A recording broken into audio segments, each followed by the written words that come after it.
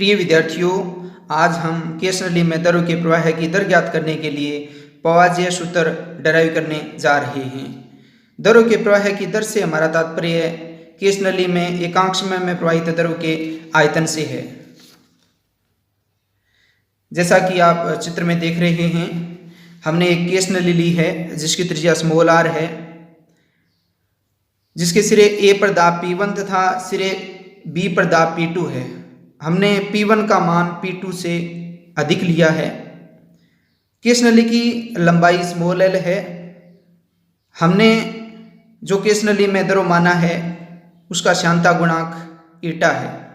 जैसा कि हम जानते हैं, प्रनली के अनुप्रस्थ काट का क्षेत्रफल अत्यल्प होता है।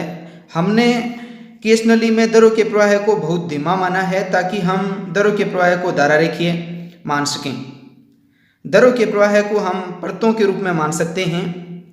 श्यानता के कारण इन परतों का वेग भिन्न भिन्न होगा। जो परत अक्ष के करीब स्थित है उसका वेग अधिक तथा जैसे जैसे हम केस नली के अक्ष से उसके पृष्ठ की ओर जाएंगे परतों का वेग कम होता जाएगा तथा जो परत केस नली के पृष्ठ के संपर्क में है उसका वेग 0 होगा।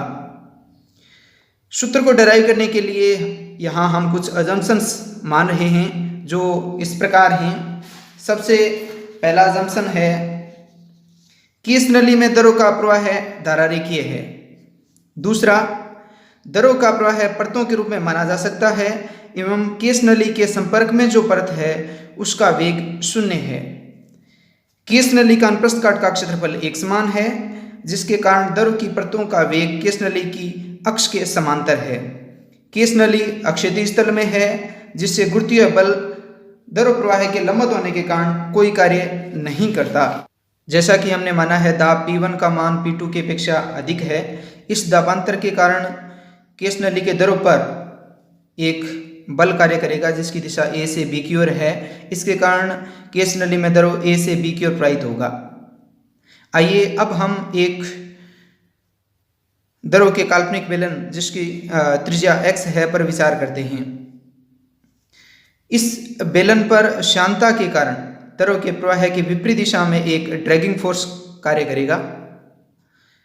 इस बेलन का वक्र पृष्ठीय क्षेत्रफल हम इस प्रकार ज्ञात कर सकते हैं। हमने इस बेलन को ओपन करके दिखाया है, जिसकी लंबाई l है तथा जिसकी चौड़ाई 2πx है। आइए अब हम x त्रिज्या वाले बेलन पर श्यानता के कारण लगने वाले ड्रैगिंग फोर्स की गणना करते हैं। न्यूटन के सूत्र से हम जानते हैं Ft बराबर माइनस ईटा a dv/dx, जहाँ a संपर्क तल का क्षेत्रफल है। चूंकि बेलन का पूरा वक्र पृष्ठ है वो इसके जस्ट ऊपर स्थित परत के संपर्क में है, इसलिए यहाँ संपर्क तल का क्षेत्रफल बेलन के वक्र पृष्ठ के क्षेत्रफल के बराबर होगा। dv/dx वेग प्रवणता है, इसलिए Fd बराबर माइनस ईटा 2πxl, जहाँ a वक्र पृष्ठ का क्षेत्रफल है, dv/dx। माना x त्रिज्या के बेलन पर द्रव के प्रवाह की दिशा में परिणामी दाब P है, तब P बराबर P1 माइनस P2। हम जानते हैं कि दाब बराबर बल बटे में क्षेत्रफल, यानी दाबांतर के कारण जो बल होगा वो Fp होगा और दाब A क्षेत्रफल कार्यरत है। यहाँ A x त्रिज्या वाले बेलन के अनुप्रस्थ काट का क्षेत्रफल है, इसलिए P बराबर है Fp/πx²। इससे हमें Fp बराबर p/x² प्राप्त होगा। स्थायी अवस्था में दाबांतर के कारण लगने वाला बल तथा श्यानता के कारण लगने वाला बल आपस में बराबर होंगे।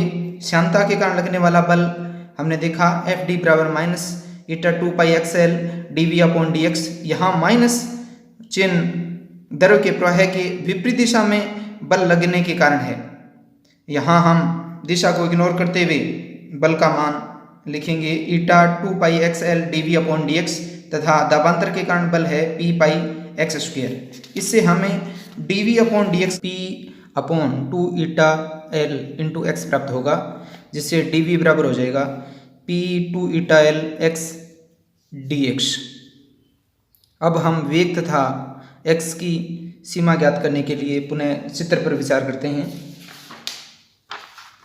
केस नली के अक्ष से x दूरी पर स्थित परत का वेग हम v मान लेते हैं तथा केस नली के अक्ष से r दूरी पर स्थित, जैसा कि पहले हम मान चुके हैं, परत का वेग 0 होगा। अतः हमारी v की तथा x की लिमिट हो जाएंगी v से 0 तथा x की लिमिट हो जाएगी x से r। dv का इंटीग्रेशन हो गया v तथा x का इंटीग्रेशन हो गया x²/2। वेग की लोअर लिमिट हो गई v तथा अपर लिमिट 0। यहाँ x की लोअर लिमिट x तथा अपर लिमिट r है। ये लिमिट रखने पर हमें v बराबर प्राप्त होगा v बराबर p/4 r² - x²। सतत समीकरण से हम जानते हैं कि dv/dt बराबर इंटीग्रेशन ऑफ v dA, जहाँ dv/dt द्रव के प्रवाह की दर, v द्रव का वेग तथा dA अल्पांश क्षेत्रफल है। a बराबर πx²। a का x के रेस्पेक्ट में डिफ्रेंशिएशन करने पर हमें dA बराबर 2πx dx प्राप्त होगा। अब हम ये वैल्यू तथा ये वैल्यू इस समीकरण में रख देते हैं, जिससे हमें dv/dt बराबर integration 0 to r p4 r² - x² 2πx dx प्राप्त होगा। हम जानते हैं कि केस नली में द्रव का प्रवाह संपूर्ण परतों के कारण होता है, इसलिए हमें केस नली के अक्ष से परत की दूरी x की सीमा केस नली के अक्ष से लेकर केस नली के पृष्ठ तक लेनी होगी। अतः x की लिमिट होगी 0 से r, अर्थात dv/dt बराबर integration 0 to r πp/2 l into r²x - x³ dx। अब हम x के रेस्पेक्ट में ये समाकलन करेंगे। x का इंटीग्रेशन हो जाएगा x²/2 तथा x³ का इंटीग्रेशन होगा x⁴/4। तो हमें मिलेगा dv/dt πp/2 l r²x² x⁴/4। Lower limit 0, upper limit r। इससे हमें प्राप्त होगा dv/dt बराबर πp/r⁴/2 l4, अर्थात dv/dt बराबर πp/r⁴/8 l। यही द्रव की प्रवाह की दर का अपवाज्य का सूत्र है।